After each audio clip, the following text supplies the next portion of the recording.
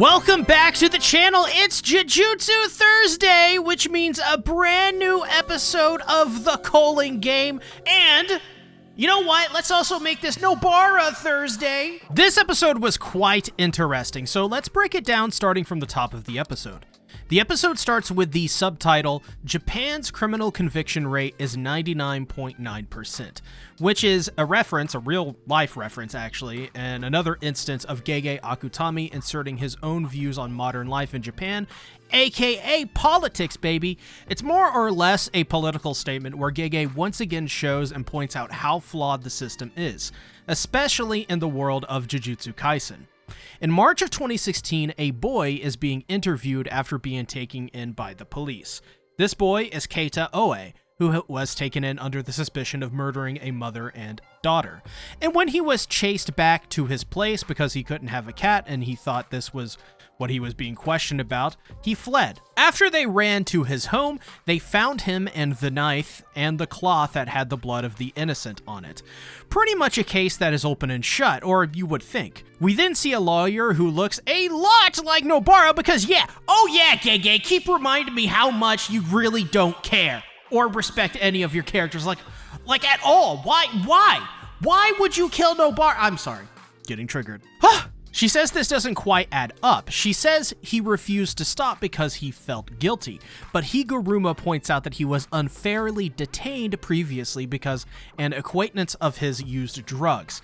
Now, for those outside of Japan who probably won't understand this, and please, some of my Japanese viewers, I actually encourage you to comment your perspectives on this because I am an American, and therefore I am ignorant of your culture no matter how hard I try to immerse myself in it.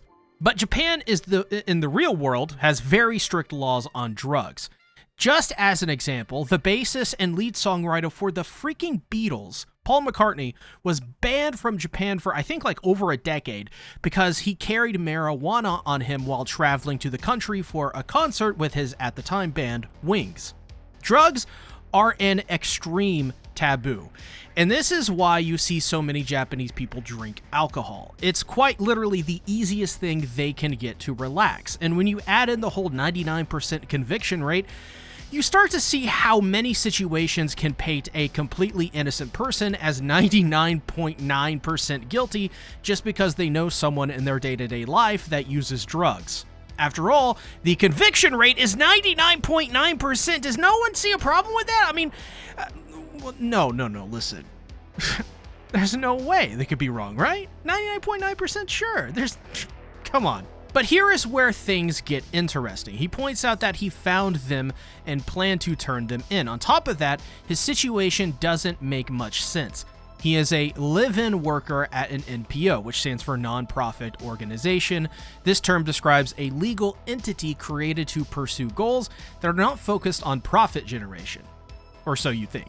Because this is capitalism, baby. There's always a way to make some of that moolah. This NPO in particular is a shelter that is ran to support the elderly who are homeless.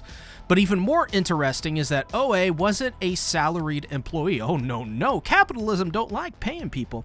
He worked in a position that they call allowances, which sounds just as dystopian and unfair as you'd think.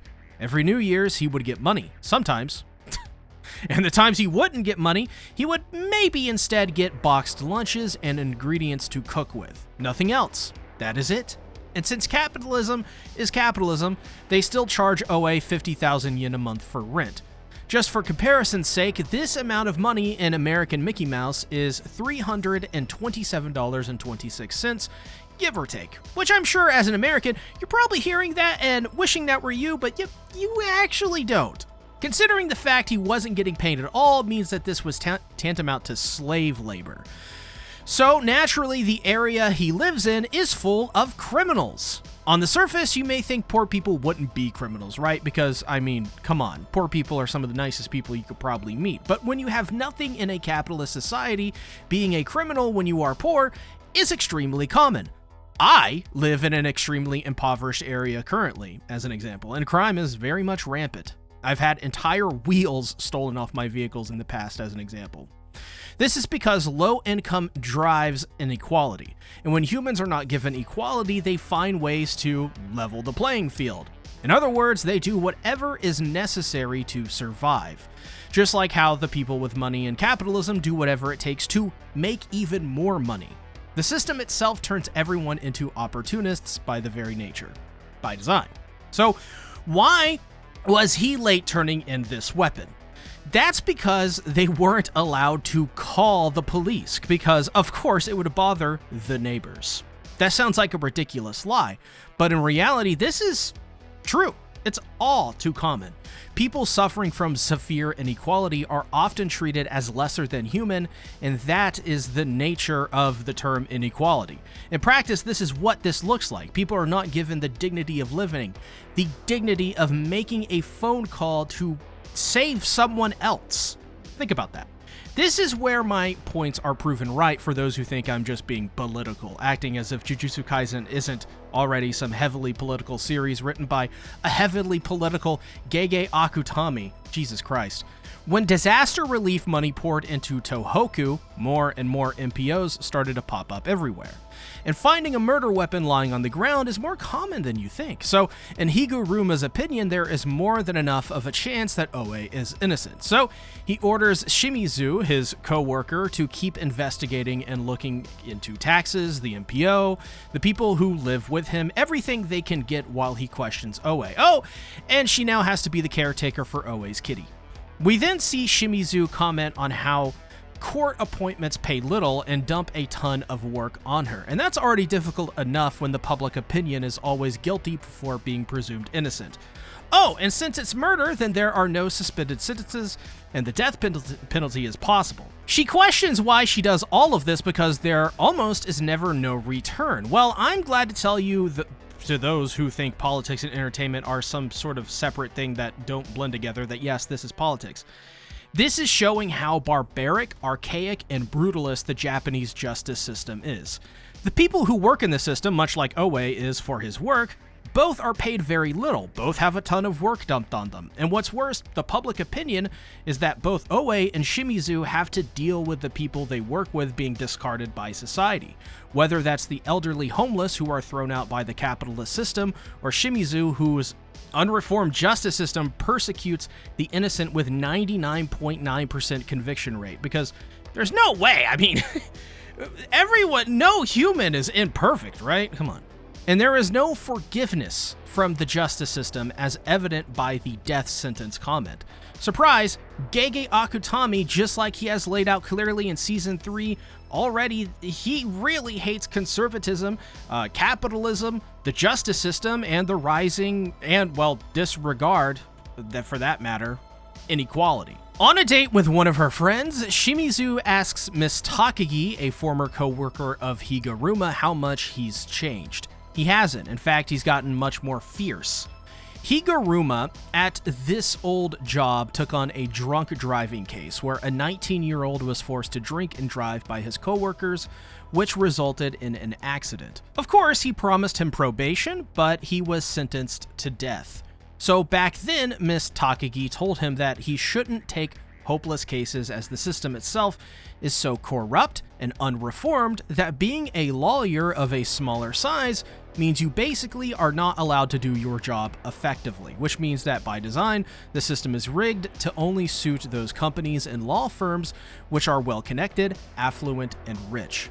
But his reply is that it would make sense they would react the way they do based on their situation. And so Miss Takagi asks what is in his heart. What is his reason for being so passionate for being a lawyer in the justice system, a political figure?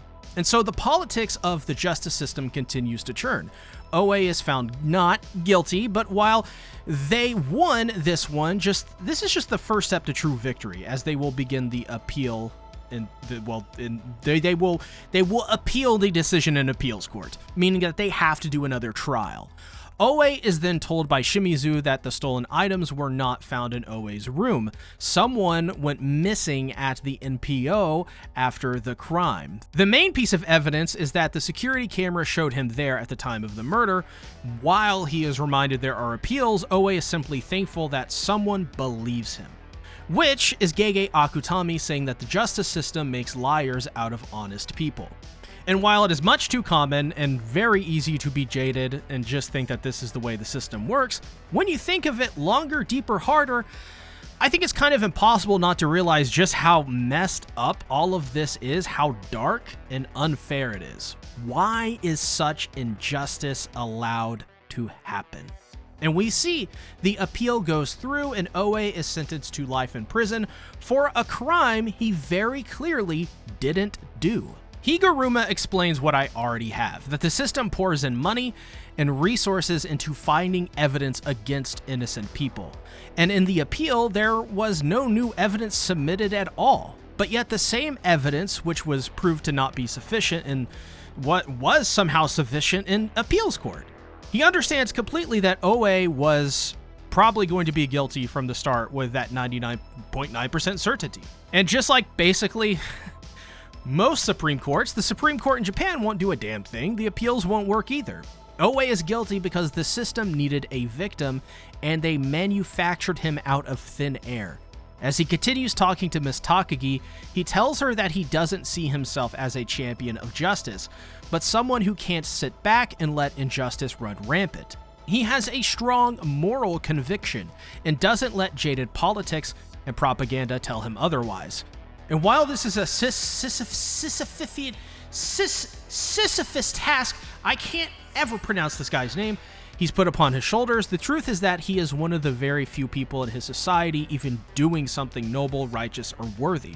Because while others take pictures of him in the subway as the boulder rolls back down the hill, he continues to walk back down, pick it up, and carry that weight. Because, if you think about it, he's a real man. He even continues to say that the people who blind their own eyes to ignore the inconvenient truths in front of them won't shake him either. Which is sort of like the people who are going to be mad at me this week in the comments like usual because I apparently can't talk about politics in a series heavily based in political commentary. He will not shake off the hands which cling to him despite the cruel others around him who tell him it is a useless effort. He doesn't want to blind himself like the masses do. He wants to face it and keep his eyes open in the face of injustices. Even if he has to look at Oe after his sentence to life in prison. Once again, that is a real man who doesn't avoid inconvenient or harsh realities because it hurts him. This is his job. So summoning up his best ace attorney reference he can muster, he snaps and bangs his gavel, summoning a cursed spirit, ordering them to start over. And honestly, I can't wait for people to tell me that I'm actually wrong about all this, and this was all just some clever Ace Attorney reference, because it's coming, my friends. Read those comments. So, back in the present, we see Itadori and Megumi being told that Higuruma are in Shinjuku and Ikebukuro. We then see a flashback where the blonde boy, who is Mai, but at the time that I wrote this script, I didn't even try to bother remembering his name because, from my point of view, it's almost pointless to remember certain characters' names because Gege will probably just kill them off next week for no reasons. Well, he brings up another interesting commentary on Japanese society where the role of the bully is flipped on its head from his perspective, which also reveals himself, Amai, to be basically a coward. He sees the kid being bullied, the one who is basically right. The bullies are weak, and he shouldn't point out anything to them that would harm their fragile ego and draw the ire of the popular and pretty kids. He makes out that the bullies are the ones that they need to treat as fragile because they are the ones who are weak, not the dorky-looking awkward kid. He's cool. He's an independent thinker with dignity and pride, and he's cool. I like that perspective a lot because it puts the power into the bullied kids, I think, all around the world, especially kids who are bullied who watch Jujutsu Kaisen. It's a good message for them. And I actually really like that because this means I myself, in a way, am living by what Gege Akutami is telling us in this episode. Last week, 2 weeks ago, I was flamed pretty hard in my comments with rude and unhinged people basically telling me to quit making videos and that I was phony and just, shitting on JJK because I get more views that way, which is just so untrue. Basically, I am being bullied for speaking my true opinions out loud on Jujutsu Kaisen Season 3. I am just like that dorky-looking, chubby kid. Point is, I just don't like this season thus far. But I'm not going to stop, just like Higuruma won't stop, or this dorky-looking kid won't stop, because these are my opinions, and I, believe this or not, love Jujutsu Kaisen and want it to be much better than what it actually has been thus far in Season 3. So basically, Gege Akutami is kind of backing me up based on his views of bullies, which feels nice to know. Itadori then beats up the bullies, and this is where it's clear, as Itadori heads in to confront Higuruma and get his help, that Amai is the opposite to Higuruma. He is the one who may be open to the injustices and sees them, but turns his back to them. He's a coward, pretty much, which is evident by how he fears Higuruma too. But I do sense he doesn't like feeling that way and knows it is wrong, so it feels like he's going to come to terms with this, and hopefully he puts his fears aside and does the right thing. We'll see.